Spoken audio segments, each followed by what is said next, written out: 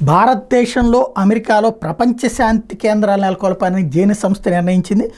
భారత్ అమెరికాలో ప్రపంచ శాంతి కేంద్రాలు నెలకొల్పనున్నామని ప్రముఖ జైన ఆధ్యాత్మిక నాయకుడు ఆచార్య లోకేష్ ముని తెలిపారు. అమెరికాలో న్యూజెర్సీలో త్వరలోనే ఈ కేంద్రానికి శంకుస్థాపన చేస్తామని, ఢిల్లీ కేంద్రం వచ్చే శిశిర ఋతువులో ప్రారంభమవుతుందని చెప్పారు. ఉక్రెయిన్ యుద్ధం, ఇజ్రాయెల్ హమాస్ పోరు వంటి అంతర్జాతీయ సాయుధ సంఘర్షణలు ఆరంభం కావడానికి ముందే సంప్రదింపుల ద్వారా శాంతిని సాధించడానికి తమ శాంతి కేంద్రాలు వేదికలుగా ఉపకరిస్తాయని చెప్పారు.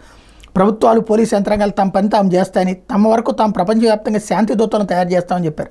వారికి తగిన శిక్షణ ఇస్తామని వెల్లడించారు. భారతీయ సంస్కృతిలో అంతర్భాగాలైన ధ్యానం, యోగా, ఆయుర్వేదాలను ప్రపంచమంతటా వ్యాపింపజేసి ఐక్యత, శాంతి సామరస్యాల సాధనకు అంకితం అవుతామని లోకేష్ ముని తెలిపారు. అహింసా విశ్వభారతి ఫౌండేషన్ వ్యవస్థాపకుడైన లోకేష్ మునికి ఏప్రిల్లో అమెరికా అధ్యక్షుడు గోల్డ్ వాలంటీర్ సర్వీస్ పథకం ప్రదానం చేశారు. ఇక్కడ కావాల్సింది ఏంటంటే అమెరికా, భారత్ ఎప్పుడు ఎవరిని రెచ్చగొట్టో, ఎవరిని ఏదో చేయాలనుకో, సరే అమెరికాకు ఉంది ఆ లక్షణం, మనకైతే అది లేదు. అమెరికా కాకపోతే వెనక నుంచి దెబ్బ కొడుతుంటుంది.